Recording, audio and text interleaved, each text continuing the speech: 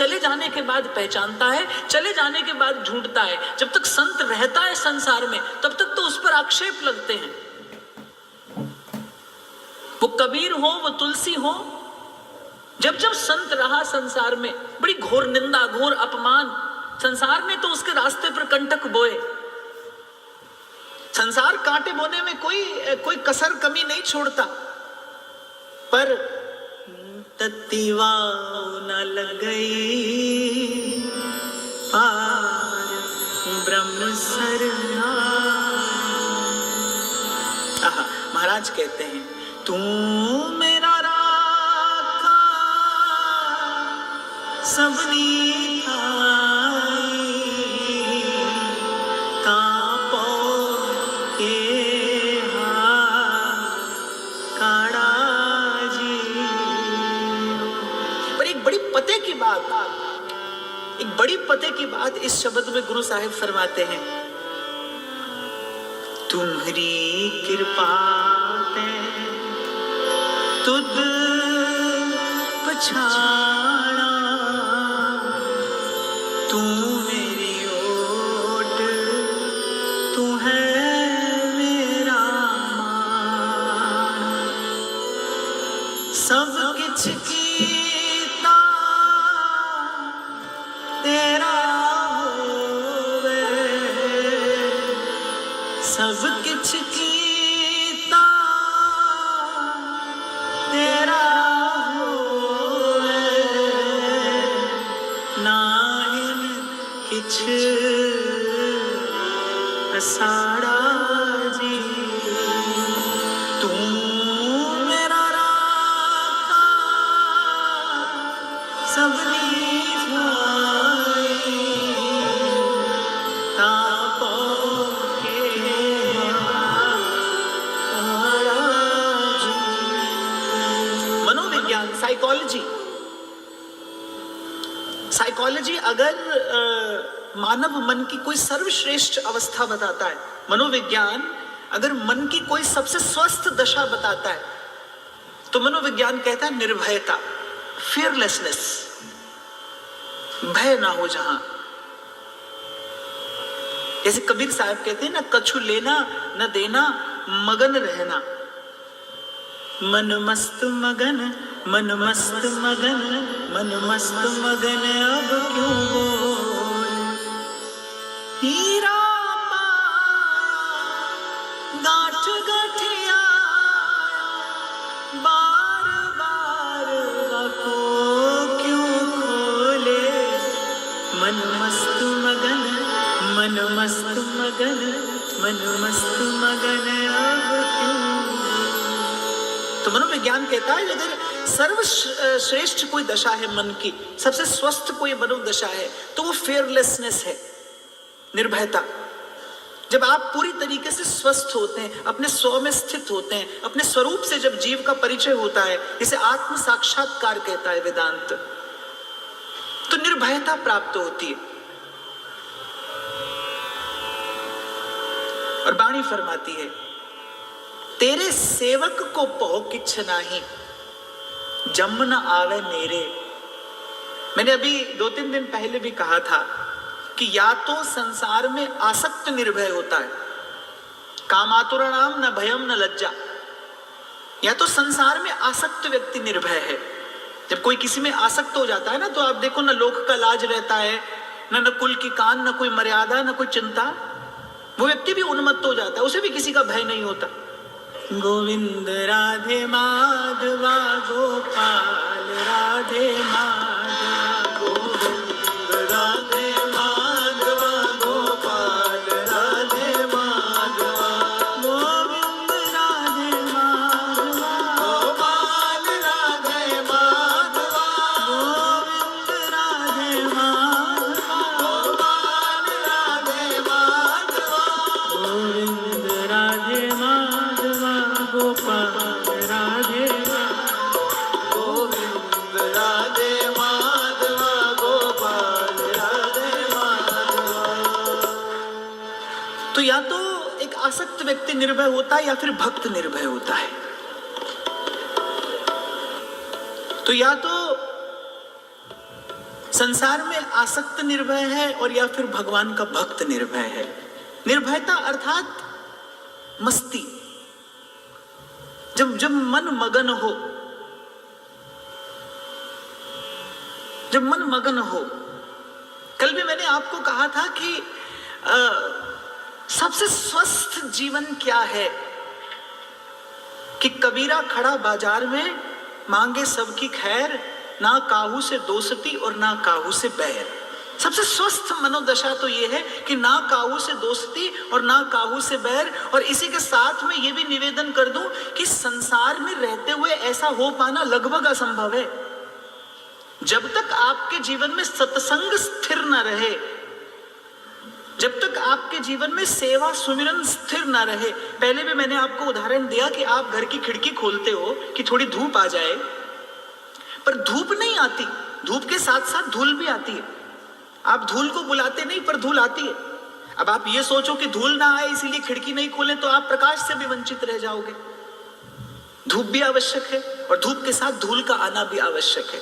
या फिर ऐसा समझो जैसे किसान जब बीज बोता है ना, तो खाली फसल नहीं होती, उसके साथ खरपतवार भी होती है जो समय रहते काट देनी पड़ती है। तो संसार में रहोगे तो संसार का विकार भीतर आएगा। संसार का विकार भीतर आकर भी बना न रहे, मन स्वस्थ रहे, इसके लिए आवश्यक है कि हरिसों लागे रहो मेरे भाई, तेरी बनत बनत बन जाए। श्रवण करते करते, साधु संग करते करते फिर धीरे धीरे विवेक जग जाता है। जैसे एक आपने बीज डाला, आपने आज एक पौधा लगाया, तो आप देखो कि वो नन्हा सा पौधा अपनी रक्षा नहीं कर सकता। आपको उसके चारों तरफ एक बाड़ लगा के रखनी पड़ती है। छोटा सा पशु भी उसको हानि पहुंचा सकता है, उसको क्षति पहुंचा सकता है। लेकिन वही पौधा जब कल वृक्ष बनेगा, उस वृक्ष की जड़ें जब गहरी हो जाएंगी, फिर आप भले उससे हाथी बांध दो तो भी आपको चिंता नहीं, क्योंकि उसने जड़ पकड़ ली है। ऐसे ही ये जो भाव का बीज है, ये जो भक्ति का बीज है, ये जब तक कोमल है जी, जब तक नन्हा सा पौधा है, तब तक आपको सिद्धांत की, तब तक आपको सत्संग की बाड़ लगा के रखनी पड़ेगी। जिस दिन जड़ पकड़ ले उस दिन आप निश्चिंत हैं। कबीर निश्चिंत है खड़ा बाजार में और मांगे सबकी खैर, ना काहू से दोस्ती और ना काहू से बैर। स्वस्थ मनोदशा। आपको बताऊं, ये जो स्वस्थ शब्द है बड़ा सुंदर है। स्वस्थ का अर्थ केवल शारीरिक रूप से स्वस्थ होना नहीं है। स्वस्थ का अर्थ है जो अपने स्वरूप में स्थित हुआ है वो स्वस्थ है। जिसने अपने आप को पहचान लिया है वो स्वस्थ है। जिसने परम सत्य को जान लिया है वो स्वस्थ है। तो ऐसा भगवान का भक्त है। तेरे सेवक को पहो किछ नाही, जम न आवे नेरे। कल भी मैंने कहा था, इस संसार में शब्द एक ही सच्चे है और वो है हरि का नाम। और इस संसार में संबंध भी एक ही सत्य है, मेरे राम राये तू संता संत प्रेम। संबंध भी एक ही सच्चा है, जो कल भी था आज भी है और कल भी यूं का यूं रहेगा। आज भी किसी ने पूछा यहां कि क्या कलयुग में भी सच की जीत होती है।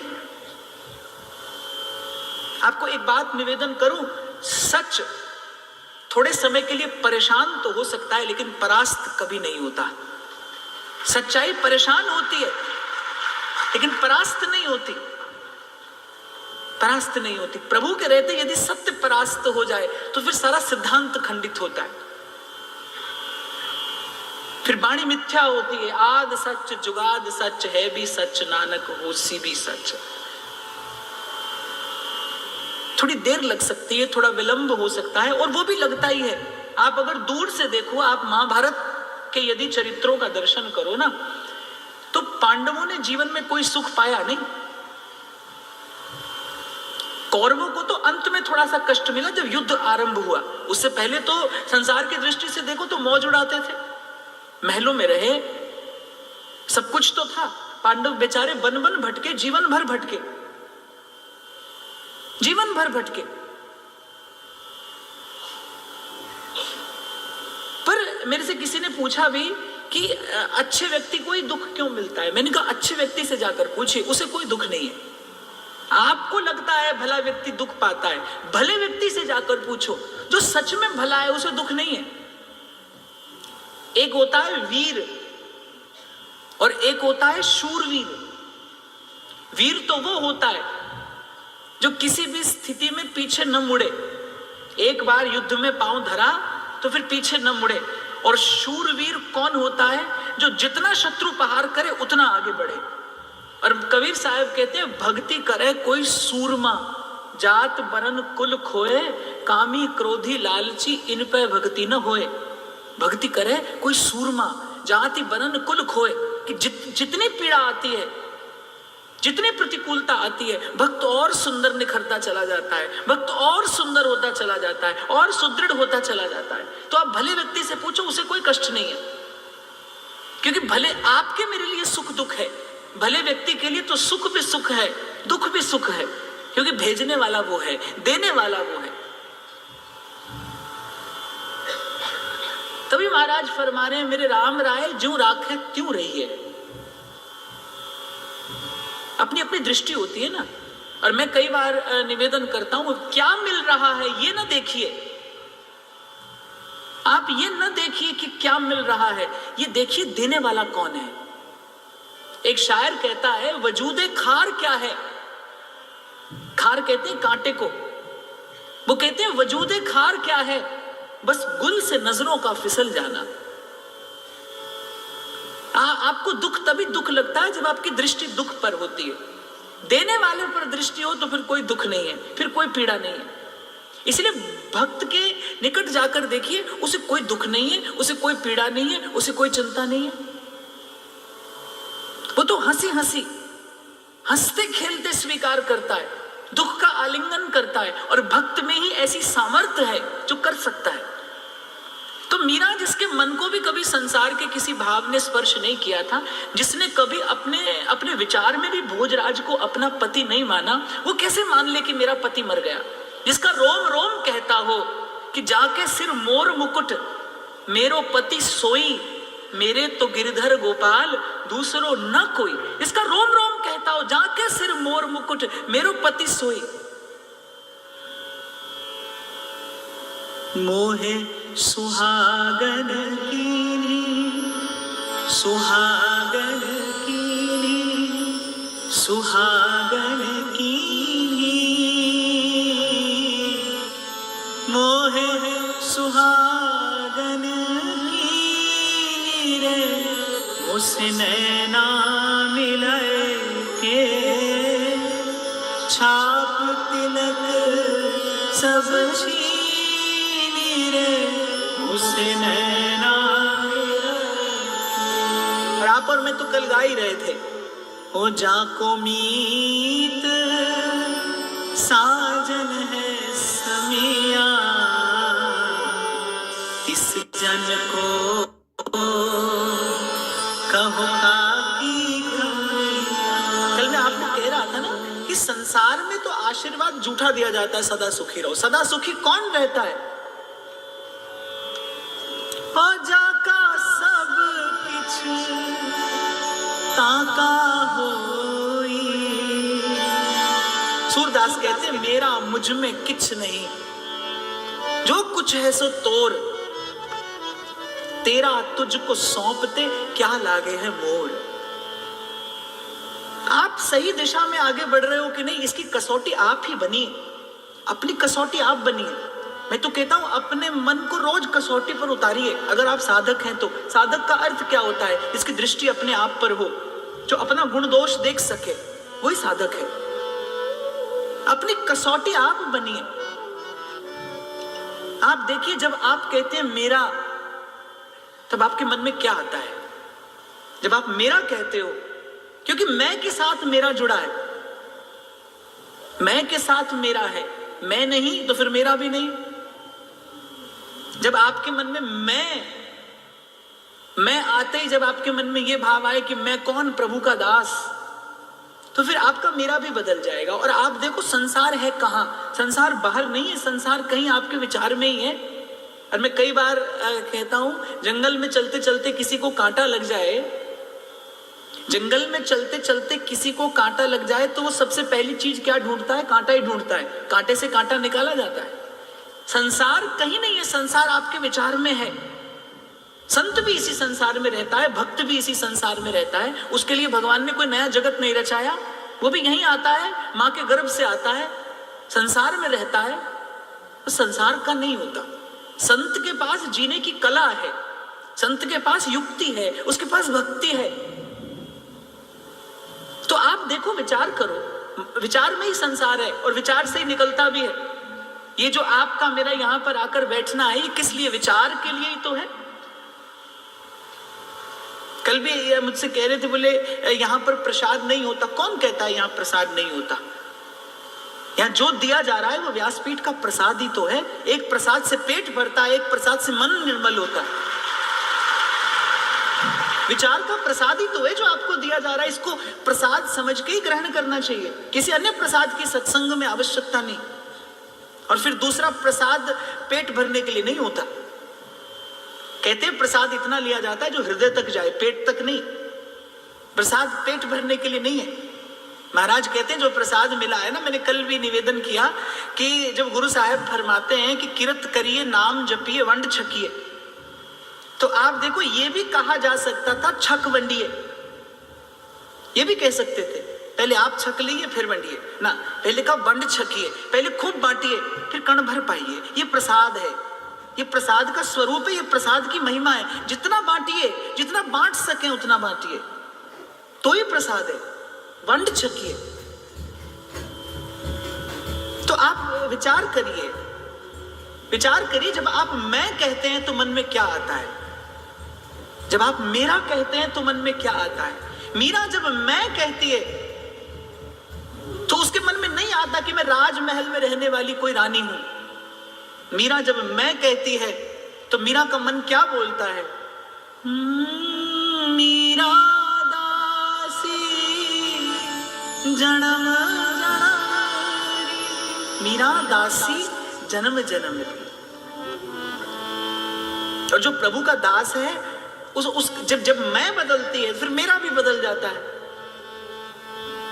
जब आप बालक थे तो आप समझते थे कि आप बालक हैं, तब आपका मेरापन खिलौनों में होता था। जब आप और बड़े हो गए तो मेरापन किसी और वस्तु में लग गया। विवाह हो गया और आप किसी के पति हो गए, किसी की पत्नी हो गए, तो फिर आपका मेरापन कहीं और चला गया। मैं बदलती रही, मेरा बदलता रहा। पर ये सारा संसार का खेल, वस्तुतः तो जीव का विशुद्ध स्वरूप क्या है? ये जो मैं है, अच्छा इसे मिटाया नहीं जा सकता। मैं मिटती नहीं। तभी बाबा बुल्ले शाह कहते, रब दा की पौना, इत्थों पुटना ते इत्थे लाना। ये जो मैं संसार में लगी है, ये मैं प्रभु की हो जाए। जैसे ही आपके मन में विचार आए मैं कौन? शंकराचार्य से उनके गुरु ने पूछा, द्वार खटखटाया शंकराचार्य ने, भीतर गुरु ने पूछा कौन? शंकराचार्य ने नहीं कहा शंकराचार्य, चिदानंद रूप शिवोहम शिवोहम। गुरु ने पूछा कौन आया है? शंकराचार्य ने कहा मैं कौन हूं? मनोबुद्धि रंकार, न मैं मन, न बुद्धि, न चित्त, न अहंकार, न शब्द स्पर्श रूप रस गंध, न हाथ न कान, न आंख न नाक, मैं देह नहीं।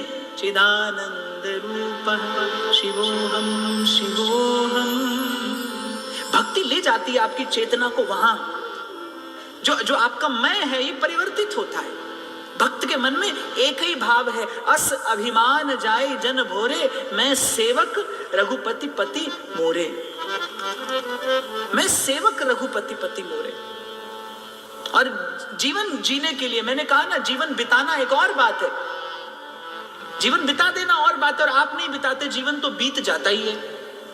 आप चाहो भी तो रुकता नहीं, रोक नहीं सकते। जीवन बिताना एक बात है, जीवन जीना दूसरी बात है। हरि का दास जीवन जीता है, प्रभु का दास जीवन जीता है।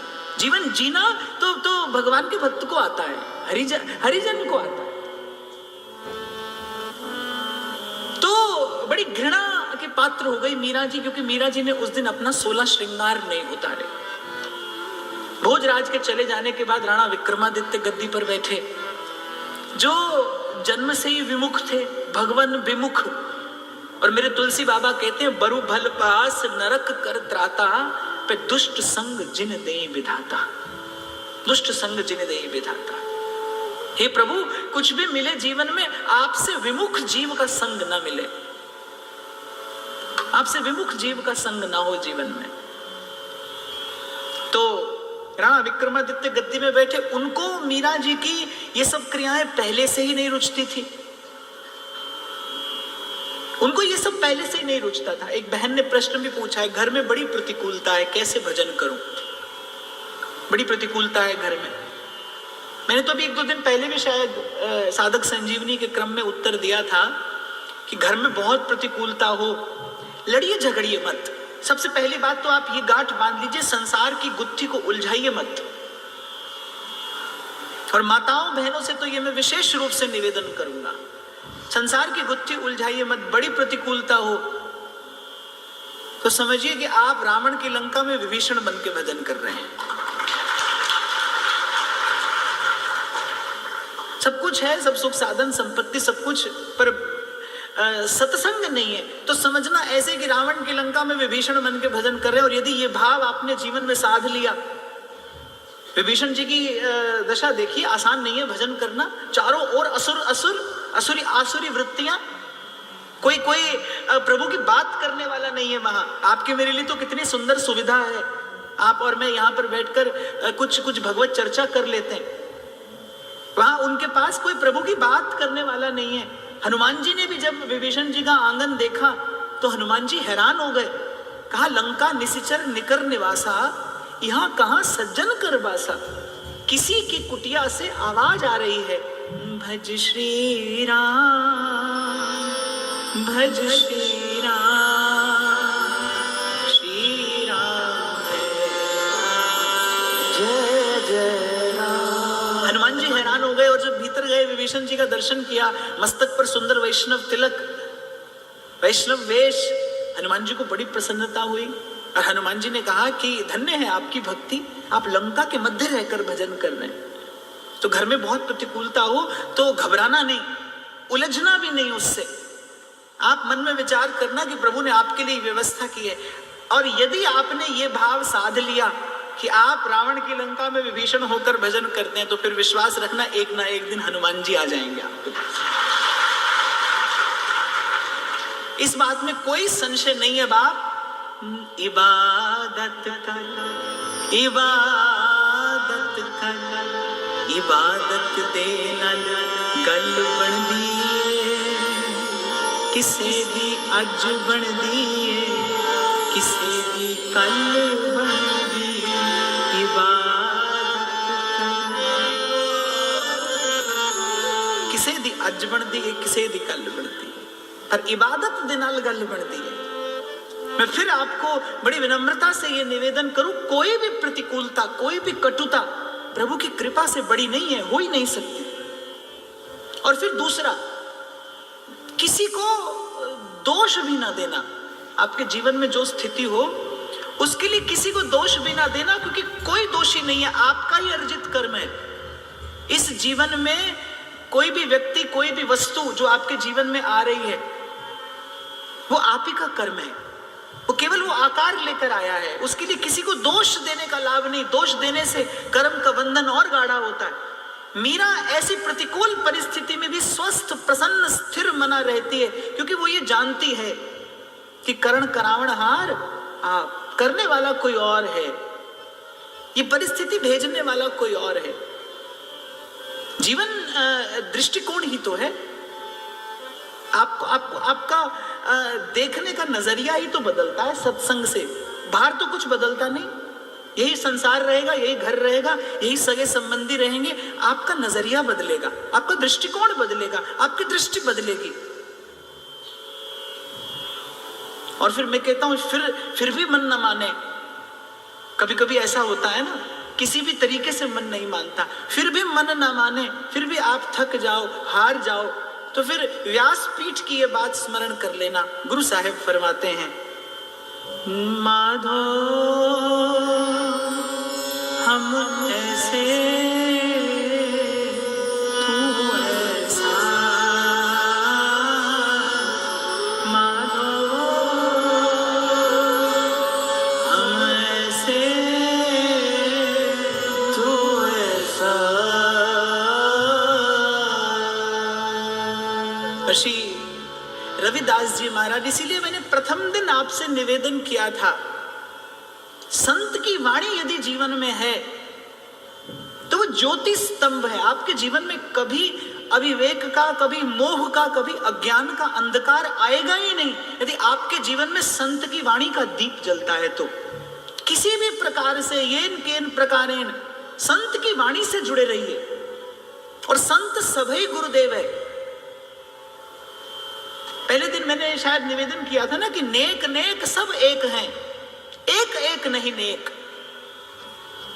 कभी कभी मुझे यहाँ मिल जाता है कि ऐसी ऐसी बात, ऐसी अस्वस्थ बात आ जाती है मुझ तक। आज सुबह भी शंभू जी मुझे कुछ दिखा रहे थे।